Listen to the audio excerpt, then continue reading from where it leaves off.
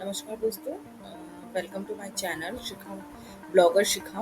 और आज फ्रेंड्स आज आपको हम एक वीडियो दिखाएंगे जिसमें कि पाकिस्तानी मीडिया बीजेपी के बारे में और मोदी जी के बारे में क्या क्या बोल रही है। हमास ने और इसराइल पर हमला किया है, उसने ये पूरी दुनिया को देखिए, हिला के रख दिया है। लेकिन इस हमले पे भारत की जो हुक्मरान जमात है बीजेपी, वो बहुत परेशान भी है और नाराज़ भी नज़र आती है। और भारतीय हुकूमत के बहुत से रहनुमा जो हैं, including Indian prime minister Narendra Modi, वो बहुत बढ़ चढ़ कर इसराइल के साथ इज़हार यकजहती कर रहे हैं। सवाल ये पैदा होता है कि भारत की तरफ से हमास कि इसराइल पर हमले की इतनी मुखालफत क्यों की जा रही है। तो इसके लिए आपको याद दिलाते हैं कि अभी सिर्फ चंद दिन पहले पिछले माह भारत में जो G20 कॉन्फ्रेंस हुई थी, उसमें एक मुआहदे पे दस्तखत हुए थे। मुआहदे के बारे में जो अमेरिकी सदर हैं जो बाइडन, उन्होंने खुद बताया। मैं आपको टाइम्स ऑफ इसराइल की एक स्टोरी जो है उसकी हेडलाइन सुना देता हूँ। Biden unveils US bag transport corridor to link India to EU via middle east Israel.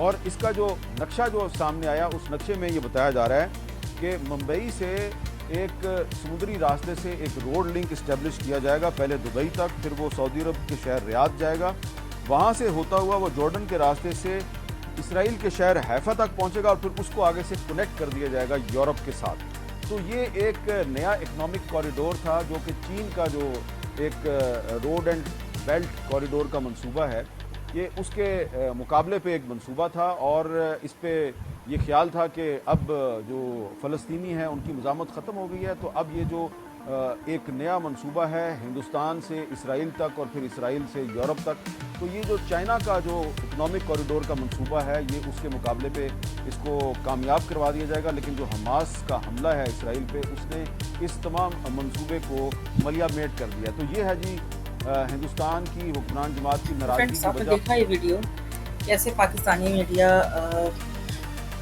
ये दावा कर रही है कि कैसे हम इंडियंस परेशान हैं, मोदी जी परेशान हैं। उनकी जो भी थ्योरी थी जो नए कॉरिडोर के लेके, उस पर पानी फिर गया है। बट फ्रेंड्स ऐसा कुछ भी नहीं है। जैसा कि हम सभी जानते हैं, मोदी जी कितने ही, हमारे प्राइम मिनिस्टर कितने ही ज़्यादा डेडिकेटेड है अपने काम को लेके, और वो ऐसा होने नहीं देंगे। अगर उन्होंने कुछ सोचा है तो वो करके दिखाएंगे। और हमें नहीं लगता है कि, आई थिंक सभी को नहीं लगता है कि वो ऐसा कुछ होने देंगे। और रही बात इसराइल की, तो इसराइल पे तो इंडिया का स्टैंड इसलिए इम्पॉर्टेंट है क्योंकि ये कोई नॉर्मल अटैक नहीं है, ये टेररिस्ट अटैक है। और टेररिस्ट अटैक कोई भी कंट्री इसका समर्थन नहीं करेगी, इवन नहीं किया है। जितने भी बड़े देश हैं सभी ने इसको क्रिटिसाइज़ किया है, जो भी हमला हुआ है हमास का। और ये करने वाली बात भी है क्योंकि जो कुछ भी हुआ है वो कहीं से भी ह्यूमैनिटी या इंसानियत नहीं है।